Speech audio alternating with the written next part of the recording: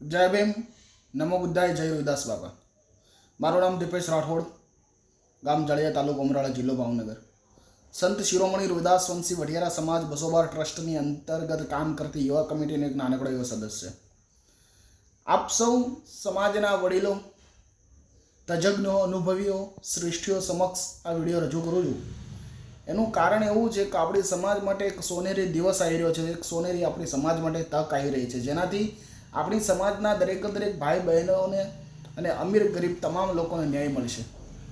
તારીખ 28/2/2026ના દિવસે આપણી સમાજની વાડી એટલે ધોળા મુકામે આપણી સમાજના મહાનુભાવ, આપણી સમાજના તજજ્ઞો, આપણી સમાજના ટ્રસ્ટના ટ્રસ્ટીઓ અને સમાજ શ્રેષ્ઠીઓ દ્વારા એક ભવ્ય મેળાવડાનું આયોજન કરવામાં આવેલું છે, જેનું નામ છે ધારાધોરણ સંમેલન.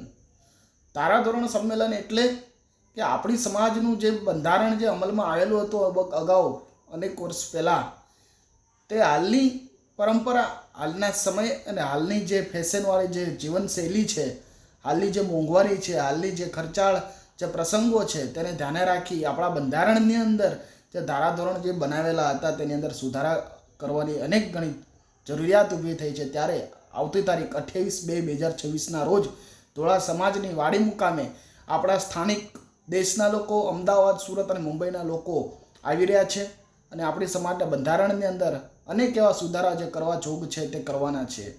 ત્યારે હું દીપેશ રાઠોડ એક સમાજનો એક યુવાન અને યુવા કમિટીનો એક સદસ્ય થઈને આપણી સમાજના દરેક ભાઈ બહેન વડીલો અને આપણી સમાજના દરેક યુવાનોને અને શ્રેષ્ઠીઓને એક વિનંતી કરું છું, એક નિવેદન કરું છું કે એક યુવાન તરીકે મારી પાસે બે મુદ્દા છે જે ધારાધોરણ સંમેલનની અંદર હું રાખવા માંગુ છું અને સમાજના દરેક વ્યક્તિઓને કદાચ જો સારા લાગે તો અપનાવવા પણ જરૂરી છે.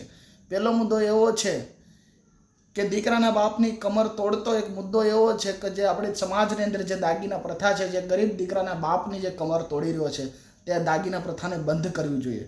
અને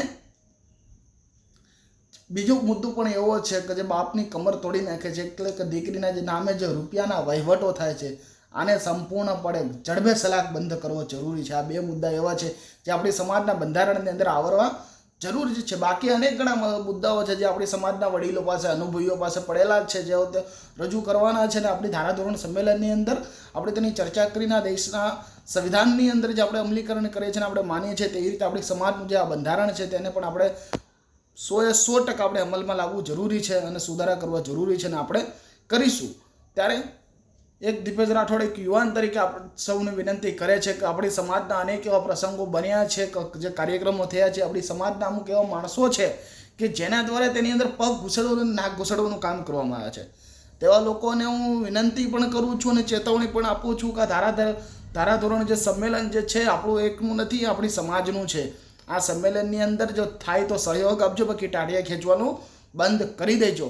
અને સમાજના દરેક વ્યક્તિઓને કહું છું, તન મન ધનથી આ સંમેલનની અંદર, આ કાર્યક્રમની અંદર, આ મેળાવડાની અંદર સાથ અને સહયોગ આપજો. આપણી સમાજના દરેક ભાઈ બહેનોને, આપણી સમાજના અમીરથી લઈને ગરીબ જે સમુદાય છે તે તમામ લોકોને ન્યાય મળે તે માટેનું આ સંમેલન છે. આ દેશનું જે બંધારણ છે તેવી રીતે આપણી સમાજનું પણ બંધારણ બનશે. આજે આ 21મી સદી, આજનો આ વૈજ્ઞાનિક યુગ ક્યાં જઈને પહોંચ્યો છે. અનેક સમાજના બંધારણો જે નિર્માણ પામ્યા છે, જેની અંદર સુધારાઓ થયા છે, જે બંધારણ થકી પોતાની સમાજનો વિકાસ થઈ રહ્યો છે, તેવી રીતે આપણી વઢિયારી સમાજનું પણ આ બંધારણ આપની અંદર સુધારા કરીશું અને આપણી સમાજને પણ વેગવંતી અને શિક્ષણ અને સામાજિક ક્રાંતિ તરફ આપણે આગળ લાવીશું. જય ભીમ, નમો બુદ્ધાય, જય સંવિધાન.